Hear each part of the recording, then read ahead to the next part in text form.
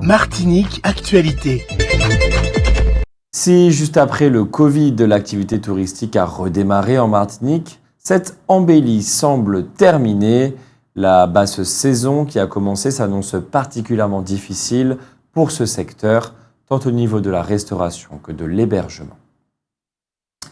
Hier, mardi, une quinzaine de personnes, dont des touristes, se sont retrouvées bloquées à Cœur-Bouliki du fait de la montée des eaux de la rivière Blanche.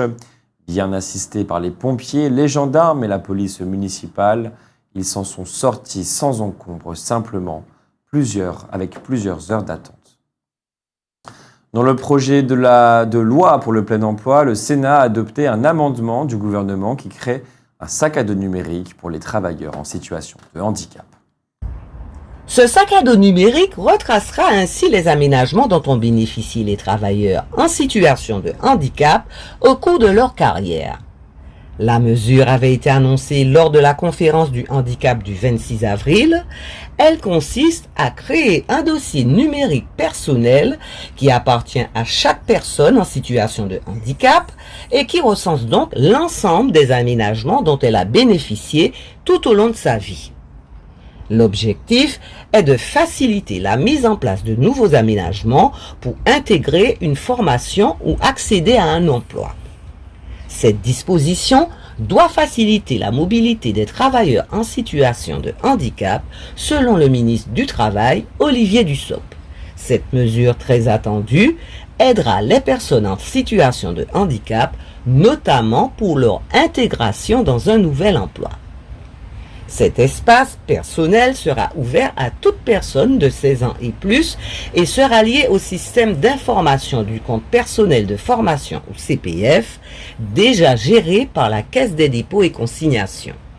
Il sera alimenté avec les aménagements déjà mobilisés durant la scolarité, puis tout au long de la carrière. La dengue continue de se répandre en Martinique. Une vingtaine de villes sont désormais concernées. 225 personnes ont été touchées par cette maladie. Beaucoup d'habitants des régions ultrapériphériques de la France regrettent que ces dernières ne soient pas dotées d'un véritable ministère, mais seulement d'une ministre déléguée.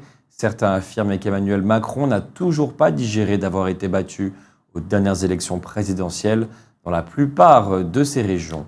Et il nous le ferait payer. Le député Marcellin Nadeau a déposé une proposition de loi au terme de laquelle l'État serait reconnu responsable de la pollution par le chlordécone et mettrait tout en œuvre pour réparer les dommages qui en découlent. Une bonne affaire pour les grands propriétaires terriens dont les terres ont forcément été massivement impactées par ce pesticide.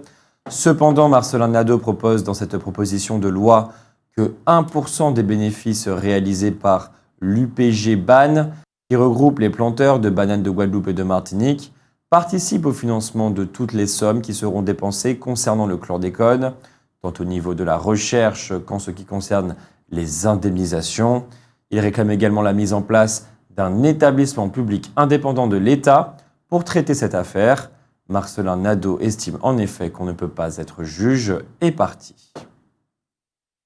Aujourd'hui, c'est la journée de la mangrove, un espace naturel très utile, autant que les forêts, mais qui est beaucoup moins protégé par les autorités. De ce fait, on perd 2 à 3 fois plus de mangroves que de forêts. La mangrove qui est pourtant un lieu de reproduction des espèces, de filtrage de l'eau qui va se déverser dans la mer, et même une protection contre la mer quand elle devient menaçante pour l'homme. Jusqu'au 1er août, Sublib organise un concours de dessin réservé aux enfants de 3 à 10 ans, sur le thème « Dessine-moi tes vacances aux couleurs de Sublib ». La municipalité du Gros Morne a tenu à être partie prenante de la lutte contre les cancers en mettant en place plusieurs mesures visant à promouvoir l'activité physique régulière associée à une alimentation plus saine.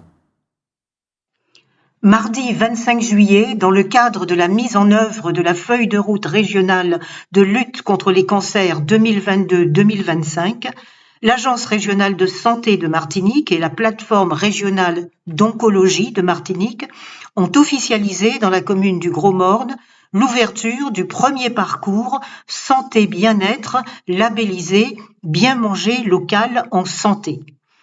Une initiative qui vient apporter aux patients atteints de cancer une offre complémentaire d'accompagnement au traitement. Face au cancer, l'activité physique reste en effet un véritable atout pour les patients. Aujourd'hui encore, 40% des cancers résultent de l'exposition à des facteurs de risque évitables liés à nos modes de vie et à nos comportements. La pratique d'une activité physique régulière tout au long de la vie aide à combattre les effets indésirables des traitements tant physiques que psychologiques et améliore la qualité de vie des patients. Elle contribue à la réduction de la mortalité précoce, toutes causes comprises, de 29 à 41%.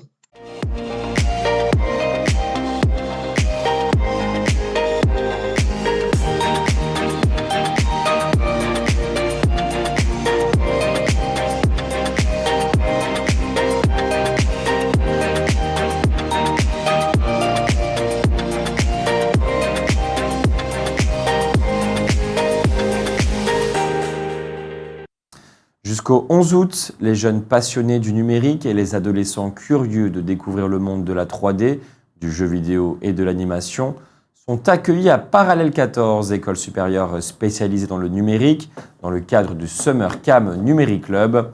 L'objectif, sensibiliser les plus jeunes aux arts créatifs dans le domaine du numérique et pourquoi pas faire naître des vocations dans un secteur économique en plein essor. Toute la presse française se mobilise actuellement pour véhiculer l'idée que le soleil n'est pas bon pour la peau. Le soleil serait générateur de cancer. Fini donc pour les touristes les longues séances de bronzage sur les plages qui constituent l'un des atouts de la Caraïbe. Fini également l'occasion pour tous ces gens, au sortir des vacances, d'exposer fièrement leur bronzage comme un marqueur social face à ceux qui n'ont pas les moyens de partir. Il serait en tout cas intéressant qu'une enquête soit menée pour savoir si ces campagnes, disons anti-soleil, ont un impact sur les personnes qui passent leurs vacances au bord de la mer. Une fois de plus, la zone Artimère au Marin a été inondée par les fortes pluies qui se sont abattues hier sur notre pays. Cette zone est voisine de là où on entretient les bateaux au Marin. Les mares d'eau qui se sont constituées ont montré à quel point cette zone est polluée. Il s'agissait en effet d'une eau particulièrement sale. Depuis le 24 et jusqu'au 29 juillet, la ville d'Ajoupa-Bouillon organise, dans le cadre de la semaine culturelle, la 22e édition de Kiltijet. Groupe à pied, conte, live, jeux traditionnels, danse, chant, initiation au tambour, cheval-bois seront au programme. La pollution atmosphérique fera vieillir nos yeux plus rapidement. C'est la conclusion d'une étude menée par des chercheurs de l'INSERM. Des simples irritations de la gorge jusqu'au cancer, les effets néfastes de la pollution atmosphérique sur les fonctions respiratoires et cardiovasculaires étaient déjà nombreuses. Il paraissait moins évident à première vue qu'elle puisse avoir un impact sur nos yeux. Une étude menée par des chercheurs français confirme pourtant qu'une exposition prolongée aux particules fines, notamment celles produites par le trafic routier, favoriserait le vieillissement oculaire et pourrait conduire au glaucome, la deuxième cause de cécité dans le monde. Le vieillissement oculaire se caractérise entre autres par une dégénérescence progressive de la couche nerveuse de la rétine, ce qui peut altérer le champ de vision. C'est d'ailleurs la principale manifestation du glaucome précisément, maladie neurodégénérative de l'œil qui touche le nerf optique. Si le lien entre pollution atmosphérique et santé oculaire est nouveau, les chercheurs avaient déjà établi une relation de cause à effet avec des maladies neurodégénératives. Or, on oublie souvent que l'œil, et plus particulièrement la rétine, est une extension du système nerveux central, donc de notre cerveau. À partir de cela, les chercheurs ont donc formulé l'hypothèse selon laquelle la pollution peut aussi avoir un effet néfaste sur nos yeux. Alain Jean a créé le premier bar à citronnade de la Martinique. Pour cela, il a été remarqué et récompensé en étant invité à la Semaine de l'Afrique, une manifestation organisée par un journal africain. Jusque-là, rien d'exceptionnel au fond, sauf que Alain Jean a seulement 12 ans. La Chambre d'agriculture et des organisations professionnelles agricoles ont rédigé une charte de bon voisinage ou charte d'engagement des utilisateurs de produits phytopharmaceutiques de Martinique. Cette charte vise à favoriser la coexistence des activités agricoles et la présence de riverains dans un esprit de dialogue et de conciliation entre les agriculteurs et les habitants. Elle a également pour objectif de répondre aux enjeux de santé publique liés à l'utilisation de produits phytopharmaceutiques en agriculture, particulièrement à proximité des zones d'habitation, des zones accueillant des groupes de personnes vulnérables et des lieux accueillant des travailleurs présents de façon régulière. Cette charte s'inscrit dans le cadre de la loi Egalim qui a introduit un principe nouveau. L'utilisation de pesticides à proximité des zones habitées est subordonnée à des mesures de protection des personnes. Le choix a été fait d'appliquer la charte d'engagement à la totalité de l'activité agricole du territoire. Les diverses mesures de protection à prendre concernent le respect des distances de sécurité d'une part et le respect des bonnes pratiques d'utilisation des produits phytopharmaceutiques d'autre part. Pour informer les riverains d'un traitement à proximité, les agriculteurs peuvent utiliser soit un dispositif collectif, soit un dispositif individuel de signalisation ou d'information. Cette charte, validée, et l'arrêté préfectoral qui la rend applicable sont publiés sur les sites internet de la préfecture et de la chambre d'agriculture et ont été transmis par courrier à l'ensemble des mairies de Martinique avec proposition d'affichage afin d'en informer l'ensemble des habitants. Il est de plus en plus question de la liquidation d'Air Antilles et d'Air Guyane du fait de la grève des pilotes qui a commencé le 14 juillet. Ils réclament une augmentation de salaire. Le personnel au sol s'est désolidarisé de ce mouvement par crainte, précisément de voir liquider la société et donc de se retrouver éventuellement au chômage. Bien entendu, les clients de cette compagnie aérienne sont très impactés par cette grève dont le déclenchement a été brutal. Outremernews.fr, le site de l'actualité Outre-mer, 24 heures sur 24 et 7 jours sur 7.